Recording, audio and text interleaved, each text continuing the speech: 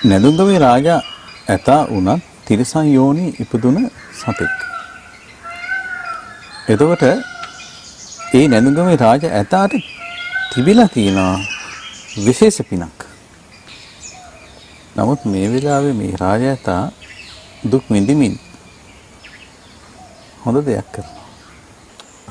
මෙතනත් මේ සතාගේ මේ ස්වභාවය දිහා බැලුවට පස්සේ බෝසත් උපතක් වෙන්න පුළුවන්. මහණෙනි මං කියන දේ මේ සල්ගහ අහනවා නම් මේ සල්ගහටත් බොහෝ කාලයක් ඒ හිතසුව පිණිස පවතිනවා. එහෙමයි වෙනසක්. මනුස්ස ප්‍රාණී කියන කවර කතාවක්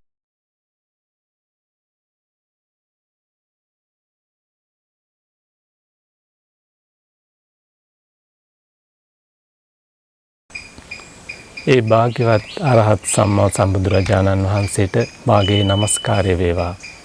විමසුම විසඳුම අවබෝධයේ පදනම් කොටගත් තවත් ධර්ම සාකච්ඡාමය වැඩසටහනක ආරම්භයයි මේ සනිටුහන් වන්නේ. අද දිනේදීත් සුපුරුදු පරිදි බෝධි TV ශ්‍රී ලංකා YouTube නාලිකාවේ අනුශාසක අවසරයි පින්වත් වැලිමඩ සුමේදන් කර ගෞරවනීය ස්වාමීන් වහන්සේ වැඩමවා සිටිනවා. පින්වත් ස්වාමීන් වහන්සේව දෙපා නමද ගෞරව පූර්වක අපි මේ අවස්ථාවේදී පිළිගනු ලබනවා.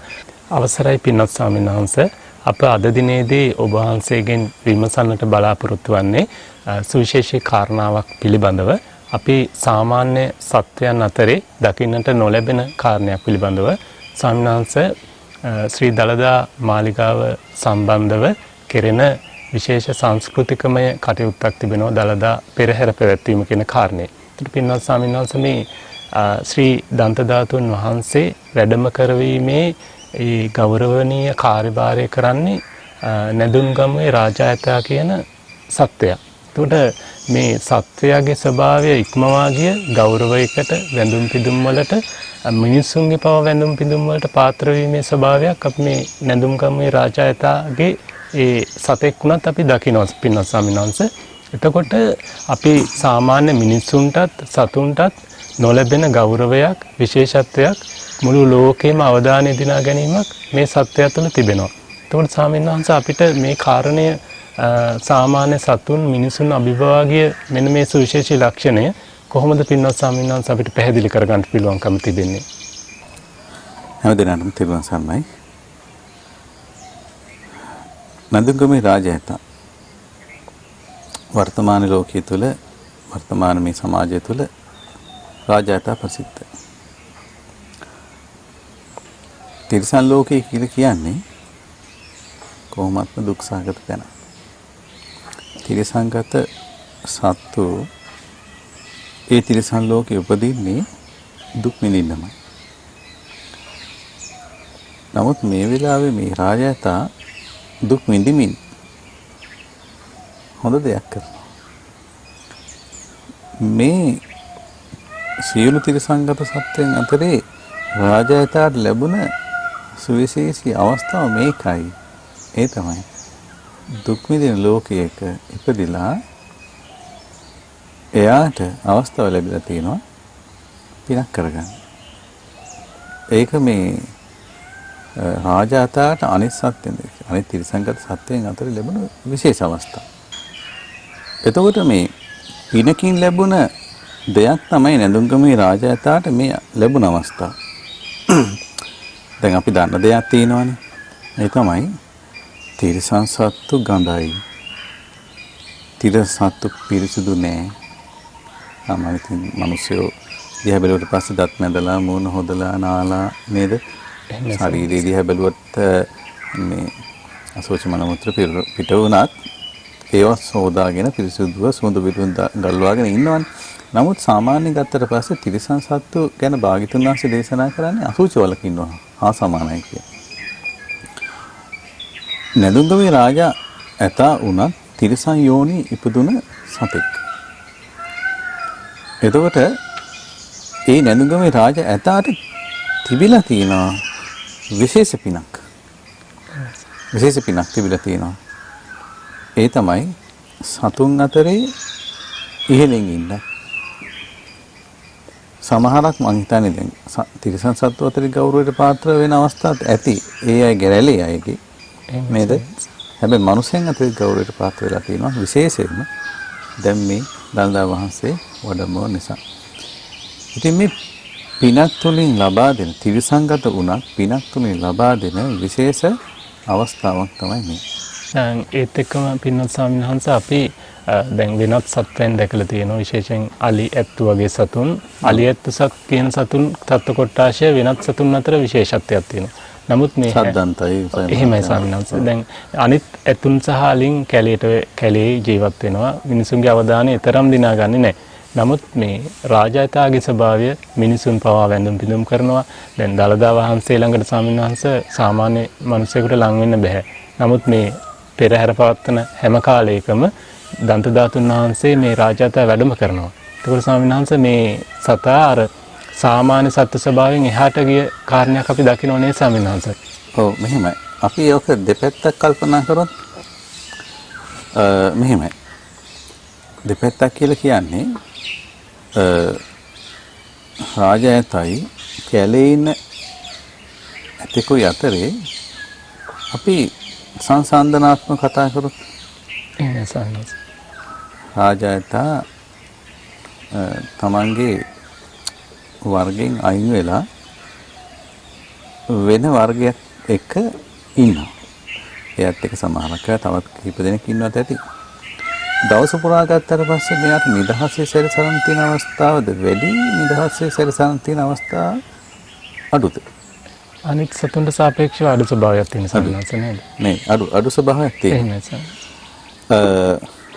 එහෙමයි මම කියන්නේ අර කැලේ ඉන්න සතෙකුගේ ඒ වගේම තමයි මෙතෙන්ද හීලෑ කරගෙන ආපු සතෙකුයි අතරේ තියෙන වෙනස සංසන්දනාත්මක කරලා. එහෙමයි සමහරක් වෙලාවට රාජතාගේ තියෙන නිදහස් සිතුවිල්ලට වඩා නිදහස් සිතුවිල්ලක් තියෙන්න පුළුවන් නේද? වනාන්තරයේ සතායි. එහෙමයි සන්නස්. නිදහසකින් වැඩි අවස්ථාවක් භුක්ති විඳින්නේ වනාන්තරයේ සතා. එහෙමයි සන්නස්. නිදහස් පරිසරය නේද? කැමැති ආහාරයක් තෝරා ගැනීම. ඔව්. තමන්ගේ වර්ගයත් සමග සිටීම. එහෙමයි සන්නස්. නේද? එතකොට මෙහෙම දෙයක් තියෙනවා. රාජායතගේ තියෙන යම් ආකාරයේ අනෙක් ඒ වර්ගයේම ඉපදුණු තවත් සතෙකුට වඩා වෙනස් ආකාරයේ දුක් විඳීම. එහෙමයි සන්නස්. වගේම තමයි හැබැයි අනිත් සත්‍යයන්ට වඩා වෙනස් ආකාරයේ සැප විඳින බවකුත් තියෙනවා. නේද? වෙනස් ආකාරයේ සැප විඳීම. දැන් කැලේ ඉන්න අලියට වඳින්නේ කැලේ ඉන්න අලියා දැක්කාම මොකද කරන්නේ? බය දුවන කෙනෙක් කරන්නේ නේද? එහෙමයි සන්නස්. කණ්ඩ දෙන්න ළඟට යනවද? අත ගන්නවද? නෑ. හැබැයි මිනිස්සයා කියන සාමාන්‍ය සුගති ලෝකයේ ගැන කතා කරනකොට මනුස්ස ලෝකේ සුගති ලෝකේ නේද? එහෙමයි සන්නස්. ඒ සුගති ලෝකේ මේ මිනිස්යන්ගෙන් ගෞරවයට පාත්‍ර වෙනවා කියලා කියන්නේ යම් සත්‍යෙක් ත්‍රිසංගත සත්‍යෙක්.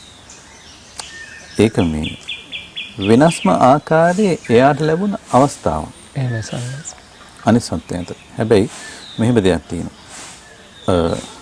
ඒ අනිත් සත්‍යයන් ඒ තමන්ගේ වර්ගයේ අනිත් සත්‍යයන් ගැන කල්පනා කර බැලුවට පස්සේ දුකකුත් විඳිනවා ඇති. අපි කල්පනා කරන්න ඕනේ මෙහෙම දෙයක්. ඒ තමයි මේ ත්‍රිසංගත ලෝකේ කියලා කියන්නේ ඔය මොන ආකාරයේ දෙයක් කළත් ත්‍රිසං ලෝකේ කියන්නේ මනුස්ස වාසී වෙන්න පුළුවන්, කැලේ ඉන්න වෙන්න පුළුවන් නේද? එහෙමයි සන්නස්. රැයට කෑම හොයාගෙන යන අය විතරක් වෙන්න පුළුවන්. එහෙම නැත්නම් දවල්ට කෑම හොයාගෙන යන අය විතරක් වෙන්න පුළුවන්. හැබැයි ත්‍රිසංගත ලෝකයේ ගැන භාග්‍යතුන් වහන්සේ පෙන්වා දෙන්නේ. ඒක දුගතියයි. ඒක දුක් විඳින්නම හැදුන තැනයි. ඉතින් නමුත් රාජ ඇතා කරඬුව දන්ත ධාතුන් වහන්සේ වඩම්මන්නම ඉපදුන කෙනෙක් වෙලා තියෙනවා. අතීත කරපු පුණ්‍ය විපාකයක් විදිහට. එහෙමයි පින්වත් ස්වාමීන් වහන්සේ ඔබ වහන්සේ සඳහන් කරන්නට යෙදුණා දැන් අපි ත්‍රිසංගත සත්‍යෙක් කුමන ආකාරයේ සුවිශේෂීත්වයක් දැරුවත් ජනප්‍රියභාවයට පත් වුණත් ඒ ත්‍රිසංගත ස්වභාවය කියන්නේ දුක්ඛිත ස්වභාවයක් කියන කාරණේ. එතකොට අපිට ඒක මේ රාජතාගේ තුලින්ම අපිට දැක ගන්නත් පුළුවන් ස්වාමීන් වහන්සේ. ඒ කියන්නේ රාජතා යම් සැපයක් ජනප්‍රියභාවයක් පුණ්‍යවන්ත කටයුත්තක නිරතුණත් වෙනස් සතුන් එහෙම නොවි සාමාන්‍ය ස්වභාවයෙන් ඉන්නවා. ඒතකොට ස්වාමීන් වහන්සේ අපිට මේ රාජා ඇතා තුල යම් පුණ්‍යමය ස්වභාවයක්, ඒ කියන්නේ පෙර කුසලයක විපාකය ලබා දීමක් අපි දකිනවා. ඒකට ස්වාමීන් වහන්සේ මේ පින විසින්ම අපේ ජීවිතයත්, ඒ කියන්නේ මේක මිනිස්යන්ටත් පොදු කාරණයක් නේද ස්වාමීන් වහන්සේ? මිනිස්යන්ටත් පොදු කාරණයක්. දැන් අපි මෙතන රාජයතා ගැන කල්පනා කර බලනකොට රාජයතා විශේෂ කැපකිරීමක් කරනවා. මෙයා කැලේ ඉන්න ඕනේ සතෙක්. එහෙමයි ස්වාමීන්. හැබැයි කැලේ අර අනිත් සතුන් වගේම තමයි නිදහසේ ඉන්න ඕනේ සතෙක්.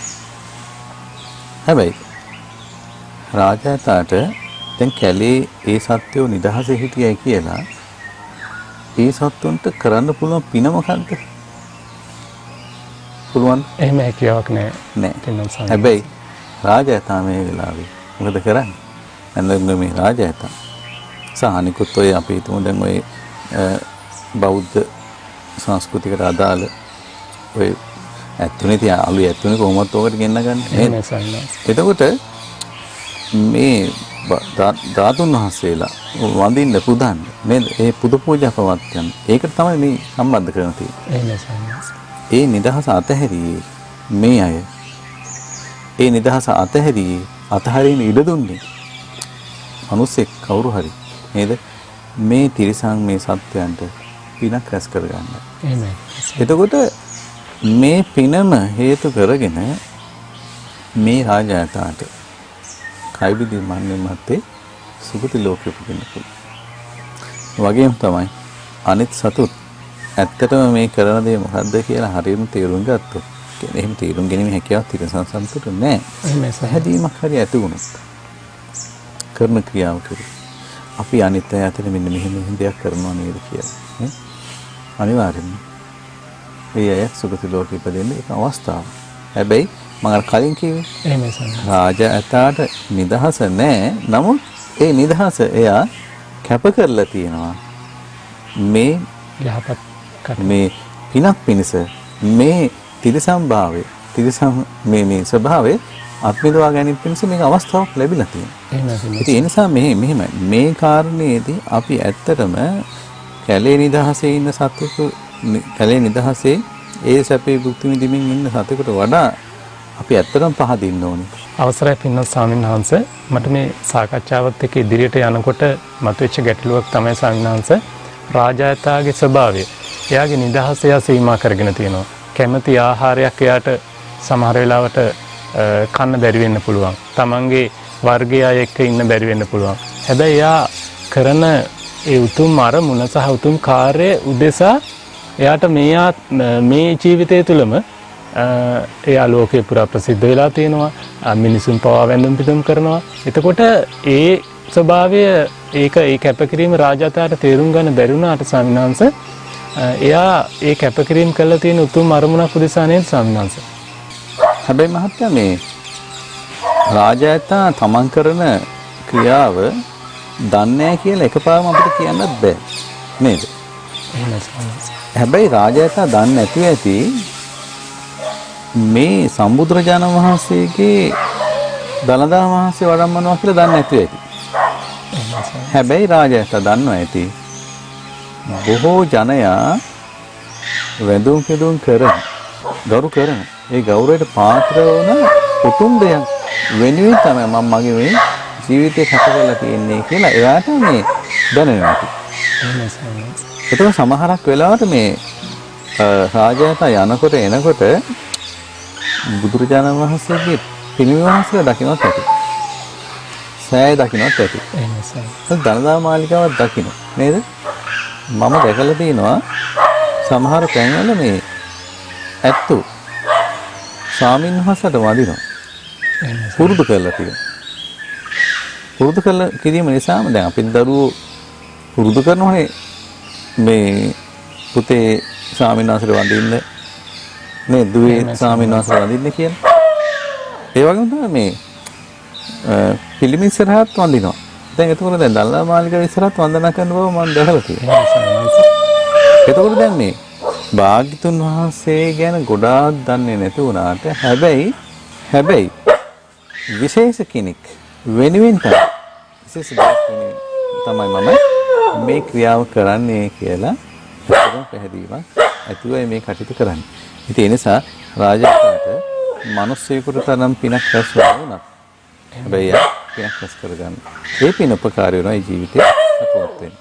අවසරයි පින්වත් ස්වාමීන් වහන්සේ අපි මේ රාජයතා ගැන කතා කරනකොට මට මතක් වෙච්ච තවත් දෙයක් තමයි දැන් අපි විවිධ ශ්‍රී ලංකාවේ විහෙර විහාරස්ථාන දේවාලවල මේ අලියතුන් සම්බන්ධ වෙනවා විවිධ පෙරහැර පැවැත්වීමට පූජාවන් පැවැත්වීමට මේ වගේ කාර්යයන් වල. ඒතකොට ස්වාමීන් වහන්සේ එක පැත්තකින් මේ අවිහිංසාවාදී සංවිධාන චෝදනා කරනවා මේ හීලා එළියතුන් තබා ගැනීම සහ උන්ට යම් හිංසාවක් කිරීම හොඳ නැහැ කියන කාරණේ. දැන් මේක කොහොමද ස්වාමීන් වහන්සේ මේ කාරණයක් එක්ක අපි ගලපන්නේ? ඔව්. මෙහිමයි ඕනෑම සතෙකුට හොඳ වැඩක් කරන්න තියෙනවා නම් යහපත් වැඩක්. ඒක වළක්වීම ඒක ඒ වළක්වන කෙනාට අකුසලයක්. වගේම තමයි යාට පවක්. මේවා කරන්නේ දැන නෙමෙයි නොදැන. නොදැන කරන්නේ. දුක් විඳින බවක් තියෙනවා ඕනෑම සතෙක්. මිනිස්සුත් දුක් විඳිනවා. නේද? හැබැයි ඒ දුක් විඳින ස්වභාවය අතරේ ඒ දුක නැති කරන්න දුකින් අත් මිදෙන්න එහෙම නැත්නම් తాවකාලිකව හෝ සුගති ලෝකයකට යන්න උවමනා කරන යමක් කෙරෙනවා නම් කරනවා නම් ඒකට අකුල් හෙලන්න හොඳ නෑ නේද? හැබැයි මෙහෙමයි පින ගැන දන්නේ නැති ශාසනය ගැන දන්නේ නැති ඒ වගේම තමයි මේ ක්‍රියාවේ තියෙන වටිනාකම ගැන දන්නේ නැති අය වෙන්නේ නැති මෙබඳු ආකාරයේ මේ බෞද්ධ සංස්කෘතිය වලට අදාළ මේ කටයුතු වලදී ඒවත් සත්‍යයන්ට කරන හිංසා කියලා කියන්නේ. බල්ලෙක් බැඳගෙන ඉන්න එක දවස පුරා බැඳගෙන ඉන්න එක ප්‍රශ්නයක්. ඒ සතර කරන හිංසාවක්. නේද? එහෙමයි. කැලේන තවත් සතෙක් ගෙනල්ලා අපි තුමු දැන් අපි දැකලා තියෙනවානේ මේ අලි ඇතුන් හීලෑ කරලා කරඬුවත් වඩම්මනවා රාජයාට. මීට කලිමුත් තවත් රාජයාටෙක් කරඬුව වඩම්මනවා. නේද? ඒ අතරේ තවත් අලි ඇතුන් පෙරහැරේ යනවා භාග්‍යතුන් වහන්සේට පුද පූජා පවත්වනවා. නේද? ඒ අතරේ අපි දැකලා තියෙනවානේ මේ සමහරක් අලියෝ ඇත්තු ඉන්නවා කියලා මම දන්නේ නැහැ කොටන් අදිනවා. එහෙමයි. මේ කොටන් අදින එක අපි නැවතුවර කමන්නේ. හැබැයි දලදා වහන්සේ වඩම්මන එක අපි නවත්තන්න ඕනේ. එහෙම නැත්නම් භාග්‍යතුන් වහන්සේ වෙනුවෙන් යමක් කරනකොට ඒ කරනදී අපි නවත්තන්න ඕනේද? ඒක නවත්තන්න ඕනේ නැහැ. එහෙම නවත්තනවා ඒ නවත්තන්නේ ශාසනය ගැන දන්නේ නැති. ඉගෙන ගන්න දන්නේ නැති. මේ ක්‍රියාවේ වටිනාකම ගැන දන්නේ නැති අය. ඒ නිසා ලෝකයා විවිධාකාර දේවල් කියනවා සමහරක් යාට මේකත් හිංසාවක් කියලා කිව්වත් යම් කෙනෙකුට යහපතක් වෙන දේ අපි නවත්තන්න ඕනේ නෑ.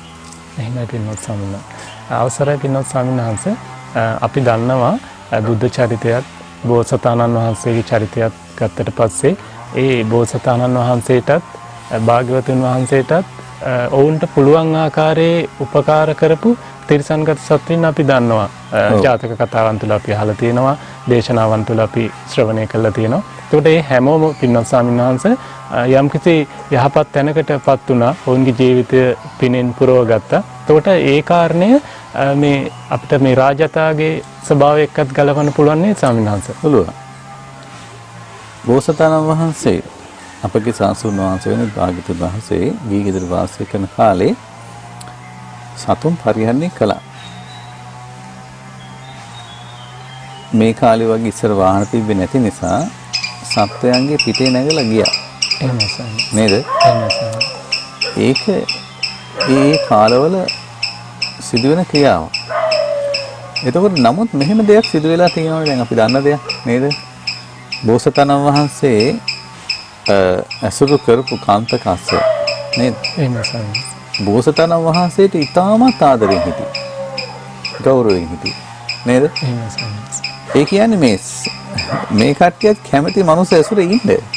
අපි ඉන්නේ සාමාන්‍ය ගෙදර හදන බල්ලා වුණා මිනිසුත් එක්ක ප්‍රේමනාප වෙන්න කැමතිනේ නේ. කැම දෙන නිසාමත් නෙමෙයි. දැන් සමහර සත්ත්වෝ ඉන්නවා කැම දෙන නිසාම ඉන්නවා ඇසුරේ. කැම දුන්න නැති වුණාට පස්සේ යන්නත් ඇහැරලා. නේ. එහෙම නෑ සමහර සත්ත්වෝ. මිනිස්සු ප්‍රිය කරන සතුන් ඉන්නවා ස්වාමීන් වහන්සේ නේද? මිනිස්සු ඇසුර කරන ඉන්න සත්ත්වෝ නැහැ. ඒ වගේ තමයි මිනිස්සුන්ට හීලා කරගත්ත සත්ත්වෝ තියෙනවා. එහෙමයි. ඒ අය මේ කියන්නේ ලාභයම බලාපොරොත්තු වෙන ඉන්නවා නෙමෙයි.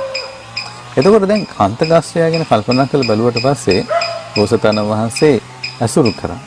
පරිහරණය කළා. නේද? කාන්තගස්සයා පිටේ නැගලා තමයි ගිහිගේ අතහැරලා ගියේ.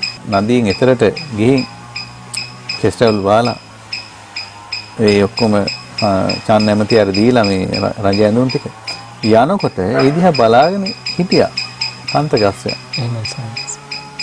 කාන්තගස්සයා බොහොම ගෞරවණීයයි භාගතුන් මේ කියන්නේ බෝසතාණන් වහන්සේට. කාන්තගස්සයා කැමති වුණේ නෑ බෝසතාණන් වහන්සේ තමන් ළඟින් දුරස් වෙනවා. ඈත් වෙනවට කැමති වුණේ. ඒ නිසා මොකද වුනේ? ඒක දරා ගන්න බැරුව ලය පැරලා මරණයටපත් වුණා. දැන් ඒ බෝසතාණන් වහන්සේට පැහැදුණයි කියලා දැන් සමහරක් කාන්තකස්සය දන්නේ නැතිව ඇති.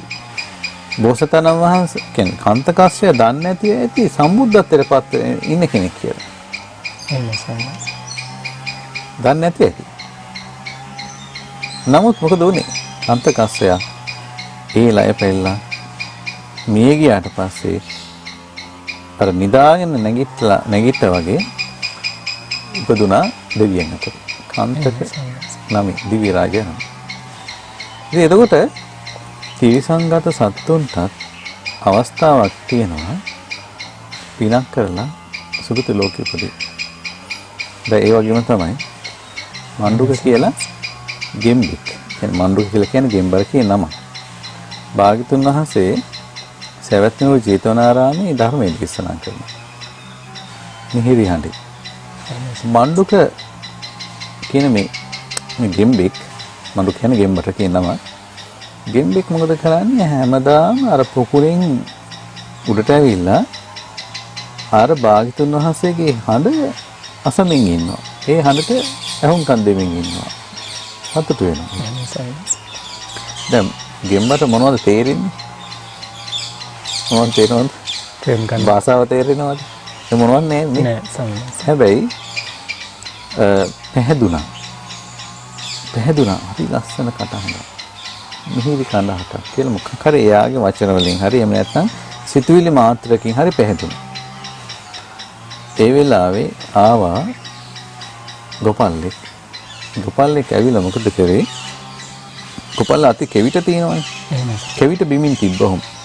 කෙවිත බිමින් තියලා ඒකට බර වුණා. බිමින් තියනකොට ඒ ගෙම්බගේ ඇඟ උඩයි අර කෙවිත තිබ්බේ. හිටියේ ගිහින්. බර වෙනකොට මොකද උනේ? කතාව. ඒ ගෙම්බ මැරුණා. හැබැයි අර හඬට පැහැදුන සිතින් යුතුව තමයි ගෙම්බ හිටියේ ඒ වෙලාවේ. මැරිලා ගිහිල්ලා ඉපදුනා දෙවියන් අතරේ මණ්ඩුක කියලා. මණ්ඩුක දිවි පුත්‍රයා. එතකොට දැන් අපිට පේනවා තිරිසංගත සත්වයන්ට පවා හැමෝටම කරන්න බැරි හැමෝටම ලැබෙන්නේ නැති අවස්ථාවන් ලැබෙනවා පිනක් රැස් කරගන්න. නේද? එතකොට ඒ පින උපකාරී වෙලා සුගති ලෝකෙ උපදිනවා. ඉතින් අර අපි දැන් මහත්යෙන් කලින් මතක් කරපු විදිහට අර අවිහිංසාවාදී සංගම් මොන දේ කිව්වත් ඒ අයට සමහරක් අයට තේරෙන්නේ නැහැ මේ ලෝක ස්වභාවය ගැන. කෙනෙක් ඉපදුනාට පස්සේ එයා කියන්නේ මොන උපතක් තුල හෝ එයා කරන යහපත් ක්‍රියාවකින් යහපත් ප්‍රතිඵල ලැබෙනවා කියලා සමහරක් අය දන්නේ නැතිව. ඉතින් අර බෝසත් චරිත බුදුරජාණන් වහන්සේගේ ජීවිත චරිතය දිහා බැලුවට පස්සේ විශාල සත්‍ය ප්‍රමාණයක් බොහෝ සත්‍ය ප්‍රමාණයක් ඒකට සම්බන්ධ වෙලා ඉඳලා තිනවා. ඒ හැමෝම ඒ භාග්‍යතුන් වහන්සේ වෙනුවෙන් ඒ සංඝයා වෙනුවෙන් යමක් කරාද ඒ කරපු හැම දෙයකින්ම ඒ අයටත් පිනක් ඇස්සලා තියෙනවා.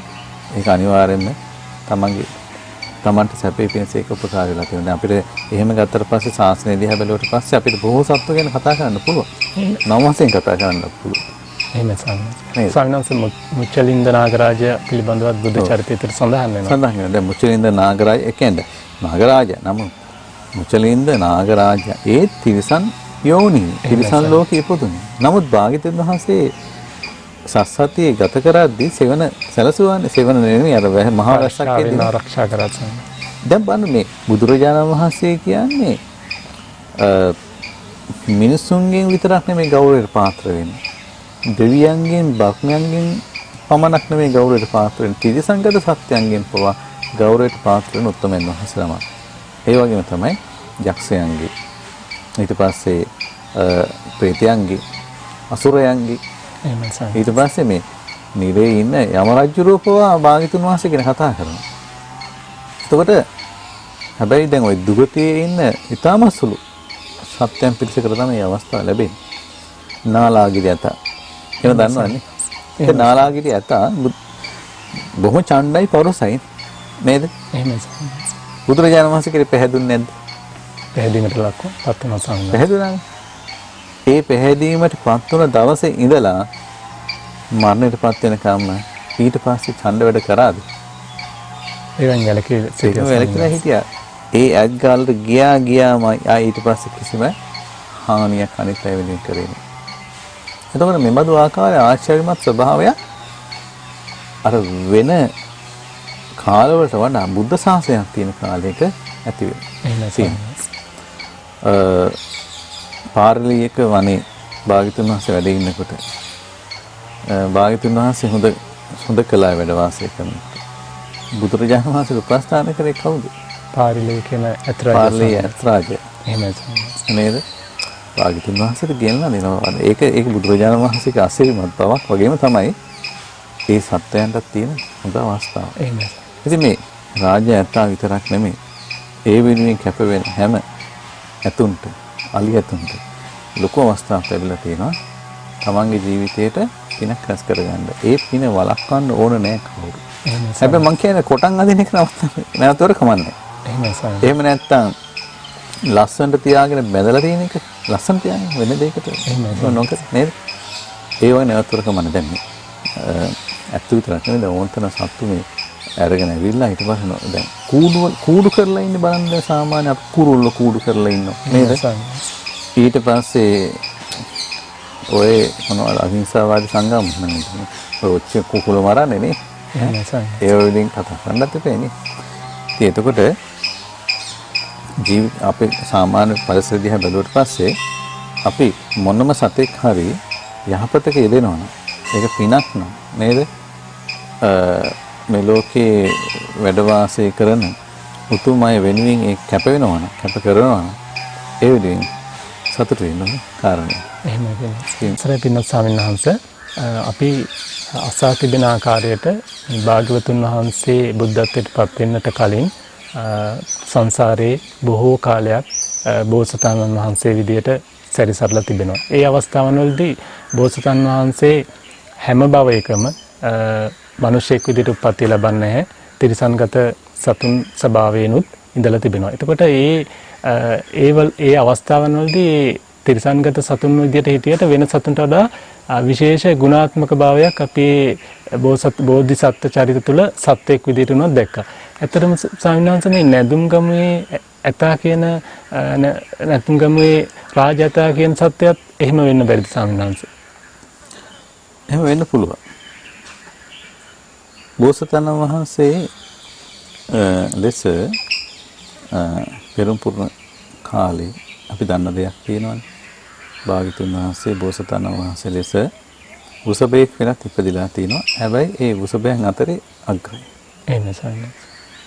ඒ වගේම තමයි භාග්‍යතුන් වහන්සේ ඇතු වෙලා ඉපදිලා තියෙනවා. ඇතෙක් වෙලා. හැබැයි ඒ රැළියේම ඉන්න නායකයා. අනිත් අයට බොහෝ උපකාරී කරනවා. රජවරුත් හරි කැමති. ගෞරවයට පාත්‍ර වුණා. රජවරු අතරින්. ඒව තමයි මේ ලේනෙක් වෙලා ඉපදිලා තියෙනවා. නේද? වතුරෙක් වෙලා ඉපදිලා තියෙනවා. වතුරෙක් වෙලා ඉපදිලා තියෙනවා. නේද? එහෙමයි ස්වාමීන් ඒ රැළේ නායක මුවෙක් වෙලා ඉපදිලා තියෙනවා. සිංහ වෙලා ඉපදිලා තියෙනවා. නාගියෙක් වෙලා ඉපදිලා තියෙනවා. මේ විදිහට ගත්තට පස්සේ මේ දැන් ඔය කතාවට කියනවානේ මේ කවුරුලා ඉපදිලා නැහැ. චූටි කුඩා කුමින් වෙලා ඉපදිලා නැහැ කියලා කියනවා. එහෙමයි ස්වාමීන් නමුත් බුදා බොහෝ අතීතයට යනකොට එහෙම වෙලා ඉපදෙන්නත් ඇති. නියත විවරණ ගත්තට පස්සේ ලැබුණු උපත් ගැන තමයි ඔය කියන්නේ ජාතක පොත්වල සඳහන් වෙනවා කියලා කියන්නේ. එහෙමයි. නමුත් අපිට පේන දෙයක් තියෙනවා ඒ බෝසතාණන් වහන්සේ ඒ තිරිසන් ලෝකවල තිරිසන් යෝනි ඉපදිලා තියෙනවා. භාග්‍යතුන් වහන්සේ අසුචි වලකින් හා සමාන දුකක් විඳිනවා කියලා කිව්වත් නේද? බෝසතාණන් වහන්සේ ලෙසත් එබඳු ආකාරය දුකකට පත් වූ අවස්ථා තිබෙනවා. හැබැයි ඒ බොහෝ විට ඒ හැම අවස්ථාවකම බෝසතාණන් වහන්සේ විදිහට මොන ආකාරي උපතක් ලැබුවත් නේද? ඒක අන් අයට යහපතක් වෙන ආකාරයට විශේෂ පුණ්‍ය ක්‍රියාවකට යොමු වෙච්ච අවස්ථාවක් තිබෙන බව පේනවා. එහෙමයි ස්වාමීන් වහන්සේ. අවසරයි ස්වාමීන් වහන්සේ. දැන් මෙතන මේ රාජයත නේද? එහෙමයි ස්වාමීන් වහන්සේ. අපිට බෝසත් චරිතයක් නෙමෙයි කියලා කියන්නත් බෑ. බෝසත් උපතක් නෙමෙයි කියලා කියන්නත් බෑ. නේද? එහෙමයි ස්වාමීන් වහන්සේ. වඩම්මන්නේ භාග්‍යතුන් වහන්සේගේ දන්ත ධාතුන් වහන්සේ. දලදා වහන්සේ. නේද? එහෙමයි ස්වාමීන් වහන්සේ. පෞද්ගලික කාලේ අපි දැක්කා අර මේ සමහරක් වීඩියෝ වල ඒ අර මොකද්ද මේ වඩම්මනකොට මේ පාවඩයක් හදනවා. එහෙමයි. මේ සමහරක් අලි ඇත්තු කලබල වෙන වෙලාවේ රාජයතා කලබලයක් නැහැ නේද? ඒ ගෞරවයට ඒ ආරක්ෂා සහිතව ඒ මේ කරුණට ආරක්ෂාව සපයා දෙමින් සිටියා නේද? එහෙමයි. එතකොට මේ සමහරක් වෙලාවට ඒ රැළේ අයගේ ගෞරවයට පාත්‍ර වෙනවා ඇති වගේ නේද? එහෙමයි. මිනිස්යන්ගේ ගෞරවයට පාත්‍ර වෙන බව පේනවා නේ. එහෙමයි. සම්ඩනේ මම හිතන්නේ නිතරම යන්නේ පයිමනේ ආරක්ෂාවකුත් ලැබිලා තියෙනවනේ නේද? රජුරන්ගේ තා වගේ. ඒ නිසා මෙතනත් මේ සතාගේ මේ ස්වභාවය දිහා බැලුවට පස්සේ බෝසත් උපතක් වෙන්න පුළුවන්. එහෙමයි. ඉතින් ඒ උපත තුළ බෝසත් උපතක් තුළ සිදුවෙන්නේ මොකද්ද? පින්නස්වීමක් තමයි සිදුවෙන්නේ නේද? එහෙමයි. අපි ඒ නිසා මේ රාජායතා කරන මේ ශ්‍රේෂ්ඨ ක්‍රියාව එන පහදින්න ඕනේ. ඒ වෙනුවෙන් අපි මොකද කරන්නේ? කිසිම ඒකට හානි වන කිසිම වචනයක් පාවිච්චි නොකර ඉන්න. එහෙමයි ස්වාමීන් වහන්සේ. අවසරයි ස්වාමීන් වහන්සේ, මේ ඔබ වහන්සේ සඳහන් කරන්නට යෙදුණු ඇතැම් ලක්ෂණ අපි රාජ්‍යතා තුළ ජීවමානව හඳුනා ගන්නට පුළුවන්. රාජ්‍යතා කියන්නේ සංකේතයක් වගේ. කීකරු බව තියෙනවා, තේජාන්විත බව තිබෙනවා, විශේෂ වෛද්‍ය ප්‍රතිකාරවලට ලක් වෙනවා, විශේෂ ආරක්ෂාවට ලක් වෙනවා, විදේශ රටවල පවා නැති ඇමතිවරු සහ විවිධ තානාපතිවරු ඇවිල්ලා රාජ්‍යතාව නරඹනවා. ඉතින් මෙන්න මේ වගේ අර රාජ්‍යතාවගේ චරිතය තුළ තියෙන්නේම බෝසත් ලක්ෂණ සහ පුණ්‍යවන්ත ලක්ෂණ. එතකොට ස්වාමීන් වහන්සේ කියපු කාරණේ අපිට මේ රාජ්‍යතාවගේ ස්වභාවයත් එක්ක අපිට ගැළවීමේ හැකියාවක් තිබෙනවා කියලා පේනවා ස්වාමීන් වහන්සේ. අවසරයි පින්වත් ස්වාමීන් වහන්සේ, ඔබ වහන්සේ සඳහන් කරන්නට යෙදුණා මේ තිරිසන්ගත සත්ත්ව ස්වභාවය කියන්නේ ඇත්තටම ඒක අර සුගති ලෝකයක් නෙමෙයි, දුගති ලෝකයක්. හැබැයි හැම තිරිසන්ගත සත්වයටම ඒකෙන් මිදෙන්නත් බෑ. අපි දන්න ආකාරයට ධර්ම ශ්‍රවණය කර තිබෙන ආකාරයට ස්වාමීන් වහන්සේ ඒකෙන් මිදෙනවා කියන කාරණේ අපිට කවදා කෙසේ සිදු වෙනවදයි කියන්න බැරි තරම් දීර්ඝකාලීන ගමන් කිරීමක් තමයි තිරිසන්ගත ස්වභාවය තුළ තිබෙන්නේ. හැබැයි පින්වත් ස්වාමීන් වහන්සේ පෙන්වා දුන්න අපිට කාන්තකාශ්‍යය, මුචලින්ද නාගරාජය, ඒත් එක්කම පාරිලෙය්‍යත් රාජය, අර පණ්ඩුක කියන කෙම්බා. එතකොට අල්ප මාත්‍ර පැහැදීමකින් භාග්‍යවතුන් වහන්සේ කෙරෙහි අල්ප මාත්‍ර පැහැදීමකින් සුගතියට යන්න ඒ තිරිසන්ගත සතුන් මාර්ගය සකසා ගත්තා නම් පින්වත් ස්වාමීන් වහන්සේ මිනිසුන් විදියට ඊට වඩා ලොකු අවස්ථාවක් තිබෙනව නේ ස්වාමීන් වහන්සේ පින්දහම් රැස් කරගන්න සුගතියට ගමන් කරන්නට. මනුස්සය කියන කවර කතාවද? එහෙමයි ස්වාමීන් වහන්සේ. බුදුරජාණන් වහන්සේ දේශනා කරන්නේ සල් ගහක් ගහවට ගිහිල්ලා සල් ගහක් ළඟට ගිහිල්ලා ඒ සල් ගහ පෙන්නලා කියනවා මහණෙනි මං කියන දේ මේ සල් ගහ අහනවා නම් මේ සල් ගහටත් බොහෝ කාලයක් ඒ හිතසුව පිණිස පවතිනවා. එහෙමයි වෙනස් ස්වාමීන් මනුස්ස ප්‍රාණී කියන කවර කතාවද කියලා භාග්‍යවතුන් වහන්සේ අහන්නේ. ඉතින් එතකොට මිනිස්සුયો නම් අනිවාර්යෙන් ඉපදුන මිනිස්සුયો පින් කරන්නම ඕනේ. යම් පිනක් කරනකොට ඒ පිනට අනුග්‍රහයක් දක්වන්නම ඕනේ. සසරේ ස්වභාවයක් තියෙනවනේ නේද? එහෙමයි ස්වාමීන් මිනිස්සු වෙලා ඉපදුන අපි මිනිස්සු වෙලා ඉපදුනත් යම්කිසි කෙනෙක් ඒ මනුස්ස ජීවිතයේ වැඩි කාලයක් ගෙනියන්නේ නැහැ. නේද? එහෙමයි ස්වාමීන් ආශ ඉවරුණු ගමන් චුත වෙන්න සිදු වෙනවා. එතකොට ආය සසරට වැටෙනවා. පිනක් කරේ නැත්නම් දුකතියට යන්න සිදු වෙනවා. දුකතිය උපදිනවා. දැන් ඒ නිසා අපි කල්පනා කරන ඕන දෙයක් තමයි මේ ඔය දැන් රාජයාට කරන්න පුළුවන් දෙයටත් වඩා මම හිතන්නේ දහස් ගුණයක්, දසදහස් ගුණයක්, ලක්ෂ ගුණයකින් මිනිස්යන්ට පින් දැස් කරගන්න පුළුවන්.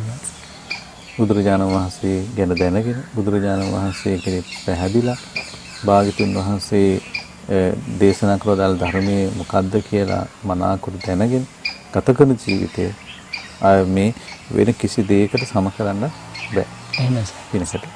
අවසරයි පින්වත් ස්වාමීන් වහන්සේ. අපි අද දිනේදී මාතෘකා කරේ නැඳුම්කමේ රාජතා. රාජතා ප්‍රසිද්ධ වෙන්නේ රාජතා අපි හඳුනගන්නේ දන්ත ධාතුන් වහන්සේ පෙරහැරේ වැඩම කිරීම කියන කාර්යයත් එක්ක. එතකොට පින්වත් ස්වාමීන් වහන්සේ අද දිනේ මේ වෙන විට වර්තමාන වෙනට භාග්‍යවතුන් වහන්සේ ජීවමානව අපි දකින්නේ නැහැ. නමුත් භාග්‍යවතුන් වහන්සේට උපස්ථාන කරන්නට, ධර්ම රත්නයට උපස්ථාන කරන්න, සංඝ රත්නයට උපස්ථාන කරන්න අපිට බොහෝ අවස්ථා තිබෙනවා. ඉතින් මේ තුල නියැලීමෙන් අපිට බොහෝ කුසල් දහම් රැස් කරගන්න පුළුවන් නේද ස්වාමීන් වහන්සේ? ඔව්.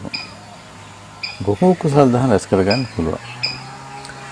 දැන් ওই කාරණේදී අපි දැන් පින ගැන කතා කරනවා, කුසලයේ ගැන කතා කරනවා. එහෙමයි ස්වාමීන් වහන්සේ. පින කියලා කියන්නේ කුසලයේ කියලා කියන්නේ එකක් නෙවෙයි දෙකක්. මේ කාලේ හැටියට මේ කාලේ මේ ශාසනය තියෙන කාලය තුල බොහෝ පින් රැස් කරගන්නත් පුළුවන්. වගේම තමයි කුසල් දහම් වඩන්නත් පුළුවන්. ඒ කාරණේද මම මෙහෙම කියන්නම් මහත්තයා, පින කියලා කියන්නේ කෙනෙකුට සැප ලැබෙන, ඒ වගේම තමයි නැවත විපාක ලැබෙන දෙයක්. එහෙමයි. උපතක් පිණිස හේතු වෙන දෙයක් පින කියලා කියන්නේ. කුසලයේ කියලා කියන්නේ එහෙම එකක් නෙවෙයි. කුසලයේ කියලා කියන්නේ දුකින් නිදහස් වීම පිණිස උපකාර වන දෙයක්. මේ නිවීම පිණිස උපකාර වන දෙයක්. මේ ලෝකී යථා ස්වභාවය අවබෝධ කරගෙන මේ ලෝකයේ කෙරෙහි කලකිරිලා මේ සසරෙන් අත් මිදෙන්න උවමනා කරන දෙයක් තමයි කුසලය. ඒ නිසා දැන් මේ ශාසනයේ තියෙන කාලෙක තිරසංගත සත්තුන් නොලැබුණු විශේෂ අවස්ථාවක් මිනිස්යාට ලැබිලා තියෙනවා. ශාසනය කෙරෙහි දැනගෙන පැහැදිලා පින් දැස් කර ගැනීමේ අවස්ථාව සැපේ පිණිස. වගේම තමයි මේ දුක අවසන් කිරීම සුපකාර වන ආකාරයට බෝධිපාක්ෂික ධර්මය. එහෙමයි ස්වාමීන් වහන්සේ. බෝධිපාක්ෂික ධර්මය.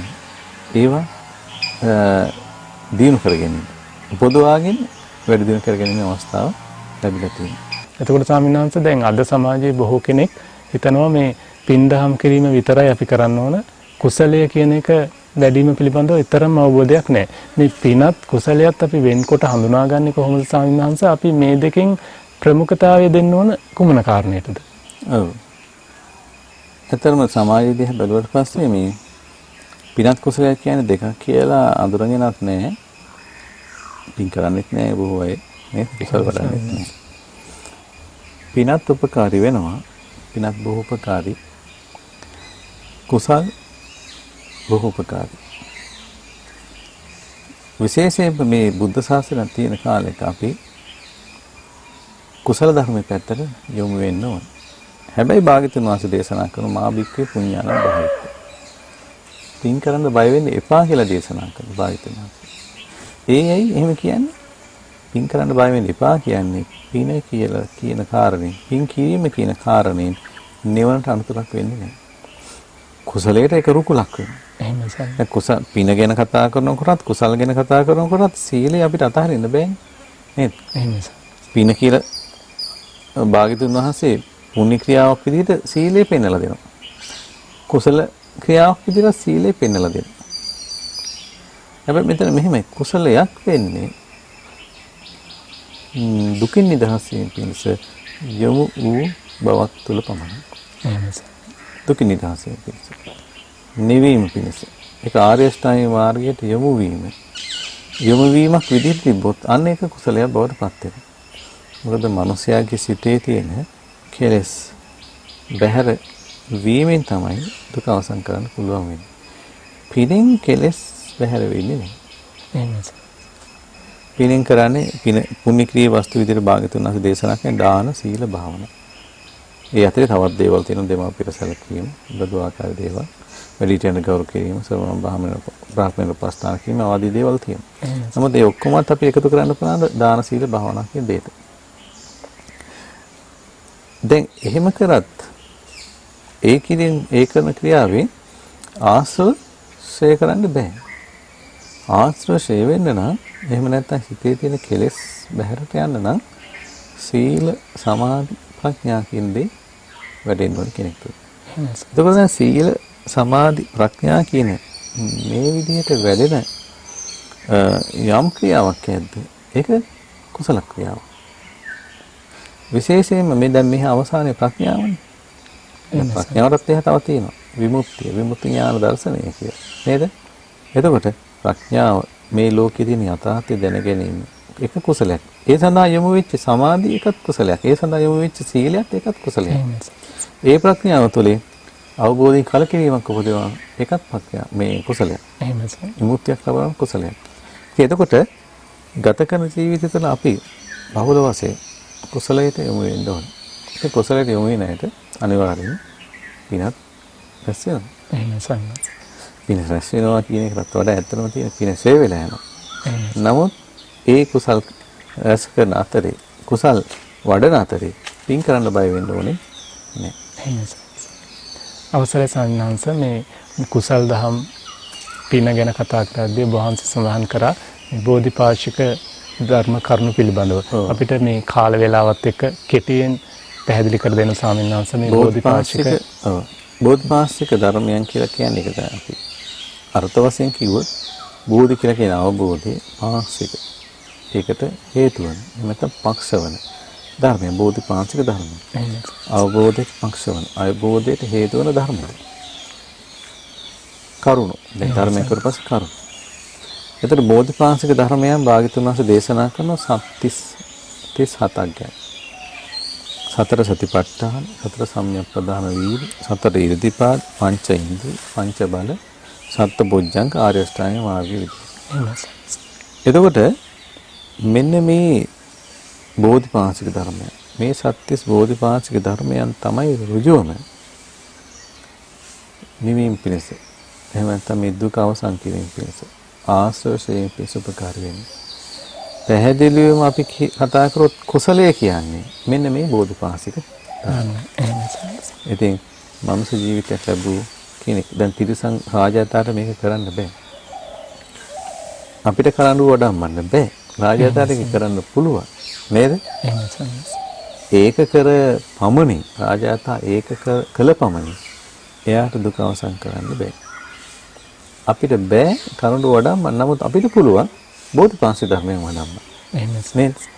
මිනිසෙක් වන අපිට පුළුවන් ඇත්තටම සැබෑ ලෙසම මේ ලෝකයේ තිබෙන උත්තම වූ සෑය හදන්නත් එහෙම නැත්නම් චෛත්‍ය හදන්නත් උත්තම වූ කරුණුව එස මත දරාගෙන සිටින්න.